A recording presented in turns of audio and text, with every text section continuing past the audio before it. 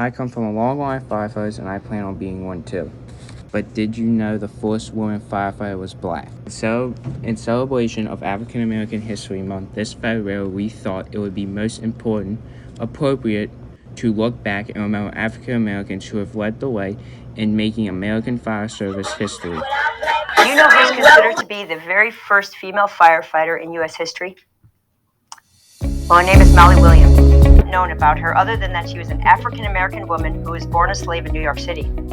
Molly cooked and cleaned for the Oceanist Engine Company No. 11 in 1818. She was even responsible for cleaning the fire equipment and the hand-pull water pumps that they had as well. In 1818, there was a blizzard, and during that time, many of the volunteer firefighters became ill with the flu.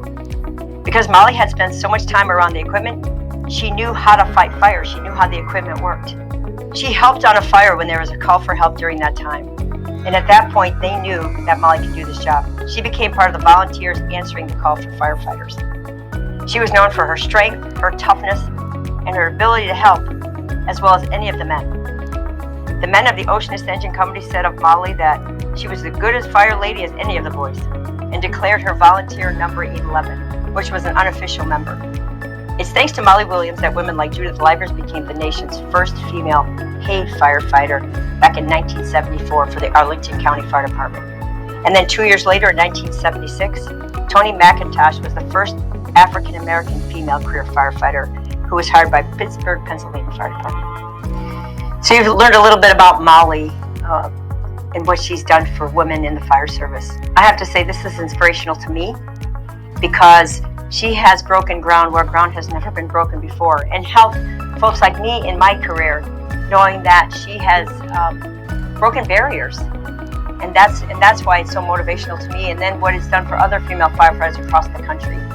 So what we do impacts so many other people in our lives, and that's what's really important. Take a look at the history of black firefighters in New York City, specifically the fight to remember the 12 who died on 9/11. And the struggle for justice and equity for those who carry their legacy. Of the 343 firefighters who tragically died on 9/11, 12 were black.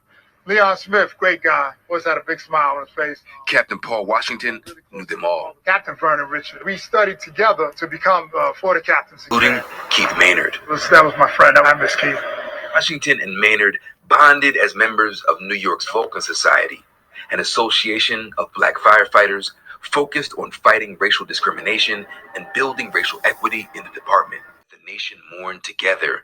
Both Captain Washington and Kevin were struck by the lack of representation in the remembrances.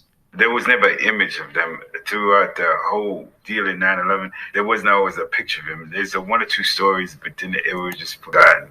For Captain Washington, it was symbolic of a larger problem.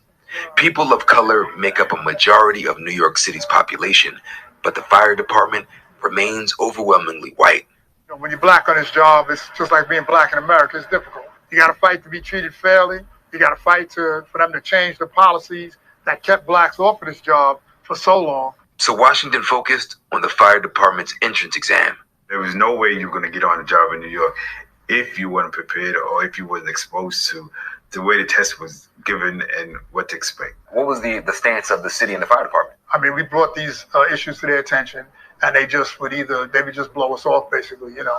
The Vulcans and the Department of Justice took their grievances to court, and in 2010, a federal judge ruled that the FDNY used the entrance exam to intentionally discriminate against black and Hispanic applicants, a practice with, quote, deep historical roots. Where are we at now in terms of the diversity of the department? Well, the numbers have gone up. Blacks now, we're at about 8 or 9%. And remember, Black history is American history.